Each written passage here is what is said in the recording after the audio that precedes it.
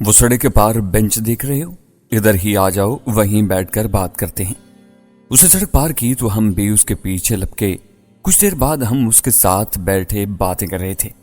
तभी वो हतमी लहजे में बोला, देख राजवीर, उद्दत वाला मामला थोड़ा टेढ़ा तो है, लेकिन मैं खुद उसका बहुत बड़ा दुश्मन हूं। मैं तो चाहता हूं कि वो कहीं मरमरा जाए, लेकिन इसमें इंतहाई एहतियात की जरूरत है।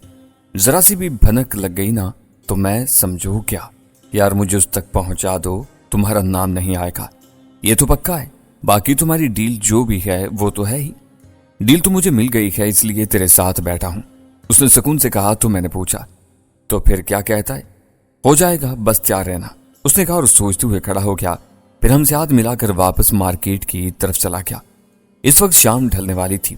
उफक पर सूरज का रूप होने के बिल्कुल करीब था। मैं खिड़की से बाहर का नजारा कर रहा था। मुझे सरदार साहब के फोन का भी इंतजार था। वो किसी वक्त भी यहां पहुंच सकता था। मैं गोमगो की कैफियत में था कि इससे मिलूं या ना मिलूं। मैं कोई ऐसा बहाना तलाश करने की कोशिश में था कि किसी तरह उससे ना मिलूं और वो भी मेरी मजबूरी समझ जाए कि मैं क्यों नहीं उस तक पहुंच सकता। मुमकिन है वो सामने से ये कह दे कि मैं खुद आ रहा हूं। मैं कुछ देर सोचता रहा, फिर सब कुछ जहन से निकाल दिया। जब वक्त आएगा तो देखा जाएगा। मैं वहीं खड़ा था कि रविंदर तेजी से अंदर दाखिल हुआ। उसने फोन मेरी तरफ बढ़ाते हुए कहा, कमल प्रकाश है। मैंने फोन लेकर कहा, हाँ बोलो कमल, अगले आधे घंटे तक तुम उद्दत तक पहुंच सकते हो। उसने कहा तो मेरे अंदर बेचैनी भर गई। मैंने खुद पर काबू पाते हुए पूछा, कैसे और कहां? वो इस वक्त अपने ही इलाके में एक फैक्ट्री के रेस्ट हाउस में मौजूद है। वहां अक्सर जाता रहता है, थोड़ी बहुत आयशाशी के लिए। मैं उसकी लोकेशन भेज रहा हूं, उसने कहा। खबर पक्की है ना? मैंने पूछा तो वो बोला, बिल्कुल पक्की खबर है, वहां से ही मिली है, वो इस वक्त वहीं है। और सिक्योरिटी? मैंने पूछा तो वो बोला, यही कोई 3-4 लोग हैं वहां पर। वहां वो सुकून के लिए जाता है, कोई मुश्किल हुई तो राब्ता कर लेना। ओके, मैंने कहा और फोन बंद कर दिया। रविंदर ने सारी बात सुन ली थी, इसलिए जल्दी से लोकेशन निकाल कर देखने लगा। चंद लम्हों बाद बोला, यहां से कोई 15 से 20 मिनट का फासला है, चल निकल फिर। मैंने कहा तो वो बोला, चले तो जाएंगे, निकलेंगे कैसे? हमारे पास कोई सवारी नहीं है, ये देख लें। उसने कहा, फिर एकदम से चौंक कर बोला, नीचे कई मोटरसाइकिल खड़ी हैं, कोई भी निकाल लेता हूं। चल मोटरसाइकिल ही सही, लेकिन मैं कहते कहते रुक गया तो उसने हैरत से मेरी तरफ देखते हुए पूछा, लेकिन क्या भाई जी, पार्किंग में कैमरा तो होगा मेरी जान, हम यहीं से मोटरसाइकिल लेंगे तो वापस इस बिल्डिंग में नहीं आना होगा। हाँ ये तो है, चलो आगे कहीं से ले लेते हैं, उसने कहा। तो हम तेजी से नीचे आ गए। हमारी बिल्डिंग से आगे कई दफातर और रहायशी बिल्डिंग्स थीं। वो एक बिल्डिंग की पार्किंग में चला गया। मैं उसके कवर पर हो गया। वो बड़े एतमाद से उस तरफ बढ़ा जहां बहुत सारी मोटरसाइकिल्स खड़ी थी। वो इनके दरमियान तक चला गया। चंद लम्हे देखता रहा, फिर एक नई मोटरसाइकिल के पास जाकर उसे झटका दिया। इसका लॉक खुल गया। उसने तारों को काट कर जोड़ा और मोटरसाइकिल स्टार्ट करके बाहर आ गया। मैं उसके पीछे बैठा और हम चल दिए। वो एक 1 वे रोड था। हम तेजी से उस तरफ बढ़ते चले जा रहे थे जहां वो फैक्ट्री थी। हम दोनों के पास सिवाय एक पिस्टल के मजीद कुछ नहीं था, यहां तक कि कोई फालतू मैगजीन भी नहीं था। इस वक्त सूरज गरूब हो गया था। जब हम फैक्ट्री के पास पहुंच गए, पहले चारों तरफ से इसका जायजा ले लें, मैंने कहा। इसके 3 इतराफ हैं, पिछली तरफ एक मजीद फैक्ट्री है। रविंदर ने मुझे बताया तो मैंने गौर किया। दीवारें यही कोई 6 फुट की थीं। गेट पर चौकीदार खड़ा था। मुमकिन है वहां कैमरा भी लगा हो। यह भी मुमकिन था कि इन दीवारों के साथ भी कोई मौजूद हो, लेकिन इस वक्त वहां पर मुकम्मल खामोशी थी। मैं रविंदर से कहा, पिछली वाली फैक्ट्री की दीवार के साथ मोटरसाइकिल खड़ी कर दो, वहां से अंदर जाते हैं। उसने ऐसा ही किया। मैं मोटरसाइकिल पर चढ़ा तो दीवार के किनारों तक मेरा हाथ पहुंच गया। मैं एक ही जस्त में दीवार पर चढ़ गया। अगली फैक्ट्री में बिल्कुल सन्नाटा था, लेकिन जिस फैक्ट्री में हमें जाना था वहां सामने ही एक स्विमिंग पूल था। वहां थोड़ी सी रोशनी थी जो कुछ फासले पर बने एक काटेज की रोशनी से छिनकर वहां तक आ रही थी। मैंने पूरी तवज्जो से देखा तो स्विमिंग पूल में कोई नहीं था। मैंने जल्दी से रविंदर को ऊपर खींचा। उसने भी सामने का मंजर देखा। सामने तो कोई नहीं है भाई जी, वो सरगोशी में बोला। ओके, मैं उतर रहा हूं, तुम कवर पर रहना। ये कहते ही मैं दीवार के साथ नीचे की तरफ आ गया। हल्की सी धप की आवाज हुई तो मैं वहीं दुबक कर बैठ गया। चंद लम्हों बाद मैंने सर उठाया और सामने देखा। कोई 200 फुट के फासले पर स्विमिंग पूल में जहां पहले कोई नहीं था, अब एक मर्द और एक औरत अटकलियां करते नजर आ रहे थे। मैं इंतहाई मोहतात अंदाज में तेजी से आगे बढ़ा। इस वक्त तक रविंदर नीचे आ चुका था। मैं आगे बढ़ता चला गया। ये फासला मुझे बहुत तवील लग रहा था। मेरे दिल की धड़कन बहुत तेज हो गई थी। मैं इंतहाई चौकन्ना था। स्विमिंग पूल में जो कोई भी था, गालिब इम्कान यही था कि वो उद्दत ही हो सकता है, क्योंकि थोड़ी देर पहले जो मुझे इत्तला मिली थी वो यही थी कि उद्दत यहाँ अयाशी करने आता है। स्विमिंग पूल में वही हुआ और अगर उसे जरा सी भी भनक पड़ गई तो मामला गड़बड़ हो सकता था। लेकिन मैंने भी उसे कोई आसान शिकार नहीं समझा था, इसलिए पूरी एहतियात से आगे ही आगे बढ़ता चला जा रहा था। वहां स्विमिंग पूल के किनारे के साथ थोड़े फासले पर कुर्सियां मेज रखे हुए थे। मैं उनकी आड़ लेता हुआ बिल्कुल करीब पहुंच गया। मेरे सामने जो मंजर था, इसमें वो जोड़ा हर तरफ से बेखुद था। मैंने चंद लम्हे कुर्सियों की आड़ में बैठकर नशिस्त लगाई, फिर एक ही जस्त में स्विमिंग पूल के किनारे तक जा पहुंचा। मुझे यूं एकदम करीब पाकर वो अलग हुए तो मैंने देखा वो उद्दत ही था। मुझे पिस्टल ताने देखकर उसके चेहरे पर हवाइयां उड़ने लगी थी। बाहर आ जाओ, मैंने इंतहाई सर्द लहजे में कहा। मान गया तुम्हें, उसने होले से कहा। आ जाओ बाहर, तुमसे बात करता हूं, मैंने कहा तो वो मेरी तरफ देखने लगा। मैं उसके लिए बहुत कुछ सोच चुका था। मैं जानता था कि वो इस वक्त पानी में डुबकी लगाकर छुपने की कोशिश कर सकता है, लेकिन वो ये भी जरूर जानता होगा कि जब तक वो डुबकी लगाता फायर हो चुका होता। इतना रिस्क लेने का मतलब अपनी मौत को खुद दावत देना था। ओके, मैं भी तुमसे एक बात करना चाहता हूं। उसने अपने हाथ बुलंद किया और बाहर आने लगा। वो जैसे ही किनारे पर आया, मैंने पिस्टल की नाल उसके माथे पर रख दी। बोल, क्या कहना चाहता है, मैंने कहा। अब नहीं, शायद तुम सोचोगे मैंने मौत के डर से भीख मांगी है। मौत से या तुमसे डर गया। मैं मान गया तुम्हें, चाहो तो मुझे मार सकते हो, उसने कहा और अपने हाथ पीठ पीछे बांध के मैंने पिस्टल की नाल से उसके माथे पर मजीद दबाव डालते हुए कहा, तुमने मौका होते हुए भी मुझे नहीं मारा, मारे बगैर छोड़ दिया। मैं नहीं चाहता कि तुम्हारा एहसान लूं। छोड़ रहा हूं तुम्हें, हाँ अगली बार नहीं। ये कहते ही मैंने उसे जोरदार धक्का दिया। वो सीधा स्विमिंग पूल में जा गिरा। साथ खड़ी औरत की चीख निकल गई थी। अब वहां खड़े रहना या लम्हे का 10वां हिस्सा भी टिकना मेरी मौत थी। मैंने छलांग लगाई और दीवार की जानिब भागा। रविंदर दीवार पर चढ़ रहा था। मैंने उसे सहारा दिया, वो दीवार पर पहुंच गया। मेरा इसने हाथ खींचा तो मैं भी ऊपर चढ़ गया। अगले ही लम्हे हम दीवार की दूसरी जानिब थे। जब तक उसने मोटरसाइकिल स्टार्ट की मैं पीछे बैठ चुका था। काफी दूर निकल आने के बाद रविंदर ने मुझसे इंतहाई हैरत भरे लहजे में पूछा, भाई जी आपने उसे मारा क्यों नहीं?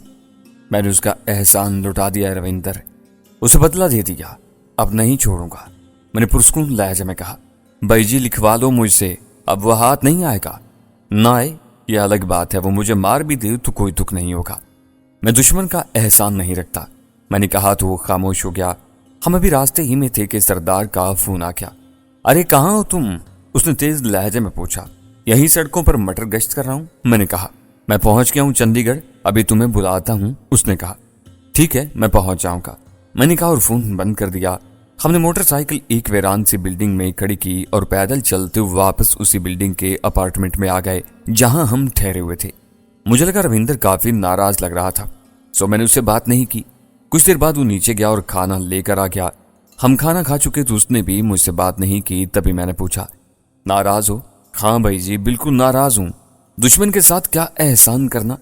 ओए पागल, इसी से तो असल नस्ल का पता चलता है। तूने एक बात नहीं सोची? मैंने सोचते हुए कहा। वो क्या भाई जी? उसने मेरी तरफ देखते हुए पूछा। यार ये जो उद्दत है ना, ये कुछ कहना चाहता है। अगर देखा जाए तो हमारी इसकी दुश्मनी है ही क्या? ये तो सरदार ने हमें बताया ना कि ये भी नजर अंसारी बलराज की तरह कल्याण जी का वो मोहरा है जिसने लाहौर में दहशतगर्दी की। हाँ ये तो है, उसने सोचते हुए कहा। अब अगर सरदार की बात मान भी लें तो सरदार खुद गलत बंदा है, मुनाफिक है, वो अपनी गेम खेल रहा है। तो सोचा जा सकता है कि क्या वाकई उद्दत ने ऐसा किया है जैसा सरदार कह रहा है। मैंने कहा तो वो सर हिलाते हुए बोला, बात तो सोचने वाली है भाई जी, तो फिर जरा सब्र कर देख क्या होता है। मेरे नजदीक अब मेरा दुश्मन उद्दत से ज्यादा सरदार है, इसे मारना है, मैंने कहा। लेकिन अगर उसे मार दिया तो कैसे पता चलेगा कि सरदार ये सारी गेम क्यों खेल रहा था और किसके लिए खेल रहा था, हमें क्यों उलझा रहा था? उसने उलझे हुए अंदाज में कहा। तो मैंने मुस्कुराते हुए कहा, रविंदर यही बात है, ये सारी गेम है क्या, अब इसका पता चलेगा। इसमें अगर एक को भी मार दिया ना तो गेम हाथ नहीं आएगी, सब कुछ निगाहों से ओझल हो जाएगा। चलें देखते हैं क्या होता है, अभी तो सरदार से मिलने जाना है, उसने कहा। तो मैं बोला, हाँ देखते हैं वो क्या नई कहानी सुनाता है। चाय बनाऊं? वो बोला क्योंकि अब मजीद बात नहीं करना थी। मैंने सर हिलाया तो उठकर किचन में चला गया। तभी मैंने रीतू को कॉल की। वो तीनों होटल के कमरे में बैठी गपशप कर रही थी। मैंने उन्हें वापस जाने का कहा, लेकिन उनकी वही बहस थी। मैं थोड़ी देर इनके साथ बातें करता रहा। वो मुझे अपने पास बुला रही थी। मैंने भी जिद पकड़ ली कि नहीं आना। देखो, हमने छापा मार लेना है तुम पर, रितु ने कहा। तुम्हें पता है मैं कहाँ हूं? मैंने पूछा तो वह हंसते हुए बोली, बिल्कुल पता है, अपनी नैना ने तेरे रविंदर से उगलवा लिया है। झूठ बोल रही हो तुम, मैंने कहा। अच्छा चल ठीक है, 2 घंटे में आ जाओ तो अच्छा है, वरना हम पहुंच जाएंगे तुम्हारे पास, उसने धमकी भरे लहजे में कहा। ओके आ जाना। ये कहते हुए मैंने फोन बंद कर दिया। रविंदर चाय ले आया था। उसने नैना को बिल्कुल भी नहीं बताया था। हम यूं ही बातें करते हुए चाय पी रहे थे कि उद्दत का फोन आ गया। मेरे लबों पर मुस्कुराहट फैल गई। हाँ बोलो, मैंने कहा तो बड़े ठहरे हुए लहजे में बोला। राजवीर, तुम जो कोई भी हो, मुझे तुमने मुतासर किया। अगर तुमने एहसान नहीं लिया तो कोई बात नहीं, लेकिन मैं अब तुम पर फिर एक और एहसान करने जा रहा हूं। तुम चाहो भी तो मेरा ये एहसान रद्द नहीं कर सकते हो। कैसा एहसान? मैंने चौंकते हुए पूछा। जिस बंदे ने तुम्हें कुछ देर बाद बुलाया ना मिलने के लिए, मुझे भी उसी बंदे ने बुलाया है। पता है क्यों? उसने ड्रामाई अंदाज में कहा। क्यों? ताकि मैं तुम्हें खत्म कर सकूं, उसने एकदम से कहा। तो मैं काफी हद तक सरदार की नीयत को समझ गया था। तभी मैंने कहा, मैं वहां जाऊंगा और तुम मुझे मार दोगे। हाँ, इसको एक डील करनी है, वही डील फैसला करेगी कि हम में से किसने मरना है, उसने इंतहाई संजीदगी से कहा। कैसी डील? मैंने पूछा। ये तुम्हें थोड़ी देर बाद पता चल जाएगा, फिर इसके बाद फैसला तुम्हारा होगा कि तुम्हें क्या करना है। जो करना बहुत सोच समझ कर करना। मैंने यही कहना था, उसने इसी संजीदगी से कहा। तो मैंने पूछा, इसमें एहसान वाली बात क्या है? इसका फैसला तुम्हें खुद करना है, उसने कहा और फोन बंद कर दिया। अगरचे मुझे थोड़ी बहुत समझ आ गई थी कि यह गेम क्या हो सकता है, लेकिन मैं चकरा कर रह गया था। कहते हैं ना कि मुनाफिकत ही क्या जिसका पता चल जाए। कोई भी शख्स बिला वजह मुनाफिकत नहीं करता।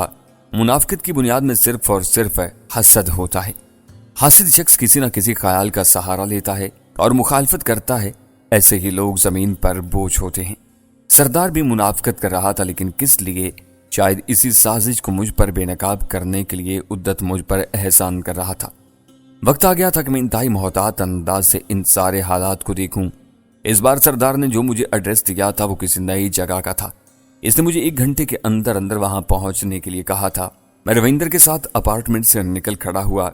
वही मोटरसाइकिल हमारे काम आई थी जो थोड़ी देर पहले हमने उठाई थी। वो वीरान बिल्डिंग में वैसे ही खड़ी थी। रविंदर मोटरसाइकिल चला रहा था और मैं बैठे बैठे इंतहाई तौर पर ज़हनी दबाव महसूस कर रहा था। मैं ये बिल्कुल अच्छी तरह जानता था कि जहां मैं जा रहा हूं वहां न सरदार मेरा दोस्त है और ना उद्दत, दोनों ही दुश्मन हैं। वो मुझे भी मार सकते हैं। इस वक्त मैं खुदकुशी की राह पर हूं, लेकिन मुझे उम्मीद थी कि जो कुछ भी होगा इससे कम अज कम ये हालात बदलने वाले थे। इस वक्त हम सड़क पर तेजी से उड़े जा रहे थे कि मेरा सेल फोन बज उठा। मैंने स्क्रीन पर देखा तो उद्दत के नंबर थे। मैंने कॉल रिसीव करके फोन कान से लगाया और हेलो कहा। देख राजवीर, खामोशी से सुनते रहना, मेरी और सरदार की डील होने जा रही है। तुम कहाँ हो? मैंने पूछा। वहीं जहां उसने तुम्हें भी बुलाया है, बस सुनते रहना। यह कहकर शायद उसने फोन कान से हटा लिया था। इसकी तरफ से कॉल चल रही थी। मैंने रविंदर से कहा कि वो मोटरसाइकिल साइड पर लगाए। सड़क किनारे रुककर मैं फोन कॉल सुनने लगा। कुछ देर बाद आवाजें उभरी। अरे आओ उद्दत, कैसे हो? मैं तो ठीक हूँ, बोलो क्या बात करनी है? अरे यार अभी सुकून से बैठ तो सही, करता हूँ बात। छोड़ो सरदार, सीधी बात करो, उद्दत बोला। सीधी बात यह है कि जब बसात पर खेल जारी हो तो बड़े मोहरे को बचाने के लिए छोटा मोहरा मरवा देना चाहिए, इसलिए सरदार ने कहना चाहा। तो उद्दत बोला, सरदार मुझसे सीधी बात कर रहे? तो सीधी बात यह है मेरे यार कि तेरे रास्ते के 2 बड़े मोहरे मरवा दिए हैं मैंने। वो मेरे लिए नहीं, तुमने अपने लिए मरवाए हैं। चलो यही समझ लो, डील यही है। हम तुम्हारे चंडीगढ़ में कोई दखल नहीं देंगे, ये तुम्हारा हुआ। तुम यहां जो चाहो सो करो, लेकिन लुधियाने से फरीदकोट तक तुम्हारा अमल दखल नहीं होगा, सरदार ने कहा। डन। लेकिन राकेश वर्मा एक सियासतदान भी है, उसे चंडीगढ़ तो आना ही होगा। 100 काम पड़ते हैं यहाँ उसे, और वो आए 1000 बार, लेकिन यहाँ उसने मेरे मामलात में दखल देने की कोशिश की तो फिर तुम लोग मेरे दुश्मन हो गए। डन हो गया, लेकिन एक बात तय करना होगी। वो क्या? तंजीम का बड़ा कौन होगा? यहाँ तो राकेश वर्मा ही था ना। मुझे तुम लोगों के या तंजीम के मामलात से कोई गर्ज नहीं। मुझे सिर्फ अपने इलाके से मतलब है। राकेश बड़ा है या छोटा, मुझे उससे भी कुछ लेना देना नहीं। चलो ये भी ठीक हो गया, कोई तुम्हारे रास्ते में नहीं आएगा। अगर कोई भी आए, भले वो राकेश हो, तुम उसके साथ जो मर्जी सलूक कर सकते हो। और वो जो राजवीर मुझ पर छोड़ा हुआ है तुमने, उसका क्या करना है? उसे मार दूं या वापस ले जाना है तुमने? इसका मरना ही बनता है। अभी थोड़ी देर बाद वो मेरे पास आने वाला है, मैं उसे तुम्हारी तरफ भेज दूंगा, खत्म कर देना उसे। सरदार ने फैसला कुन लहजे में कहा। चल फिर चलता हूं। राकेश से कहना मेरा जो नुकसान किया है ना उसने, वो भर दे, फिर चंडीगढ़ में जब चाहे आए। हाँ वो हो जाएगा, मैं जमानत देता हूं। ओके, भेज फिर उस राजवीर को। मैं उसे यहां बुलाऊंगा नहीं, बल्कि सीधा तेरी तरफ भेज देता हूं। बोलो कहां भेजूं? वहीं मेरी फैक्ट्री में भेज दे, उसने कहा। तो उसके साथ ही फोन कॉल पर खामोशी छा गई। फिर कुछ लम्हों बाद कॉल खत्म हो गई। वही हुआ था जो मैं काफी हद तक समझ चुका था। उद्दत ने फिर से मुझ पर एहसान कर दिया था। भाई जी खैरियत है ना? रविंदर की आवाज पर मैं चौंक पड़ा। नहीं यार, खैरियत नहीं है, और शायद है भी, मैंने उलझे हुए लहजे में कहा। बात क्या है वो बताओगे? उसने पूछा तो मैंने उसे सब बता दिया। वो खामोशी से सुनता रहा, फिर बोला। यकीनन उद्दत यही कहना चाहता था। हाँ, कहना तो यही चाहता था, मैंने सोचते हुए कहा। तो अब क्या करना है? रविंदर ने पूछा। यही कि अब यहां नहीं रहना, फौरन वापस फरीदकोट जाना है। हमें खामखा यहां पनसाया गया है। बस ये कन्फर्म करना है राकेश वर्मा इस वक्त है कहां। अब सिर्फ वही हमारा टारगेट होगा, मैंने हतमी लहजे में कहा। यही ठीक होगा भाई जी। रविंदर ने कहा ही था कि सरदार का फोन आ गया। मैंने कॉल रिसीव की तो उसने पूछा, अभी तक पहुंचे नहीं तुम? रास्ते में हूं, मैंने कहा।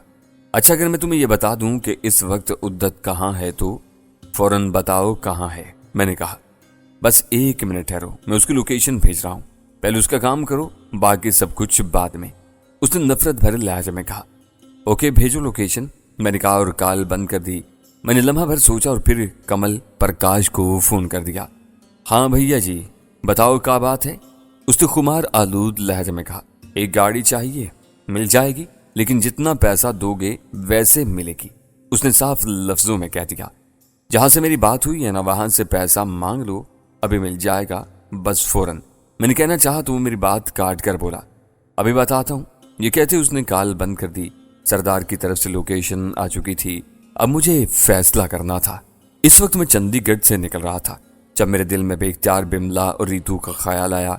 मुझे लगा जैसे मैं बहुत ही खुद गर्ज इंसान हूं, इन्हें बताऊं भी नहीं और यहां से निकल भी जाऊं। मैं कुछ देर तक खुद पर काबू रख के रहा, फिर रविंदर से बोला, यार वो बिमला और मैं भी यही कहने वाला था। फिर पता नहीं इनसे मुलाकात हो भी पाए या नहीं, एक बार मिलने उनसे, उसने उदास लहजे में कहा। तो मैंने इशारे से उस तरफ चलने को कहा। उसे मालूम था कि वो किस होटल में ठहरी हुई हैं। मैंने बिमला को कॉल की तो वो तीखे लहजे में बोली, मैं जानती हूँ तुम इस वक्त कहाँ कहाँ आवारागर्दी करते फिर रहे हो, मैं आ रहा हूँ तुम्हारे पास, मैंने कहा। सच में? उसने खुशी से कहा। हाँ, डिनर सबके साथ करूंगा, मैंने कहा। तो वो बोली, चल आ जा जल्दी से।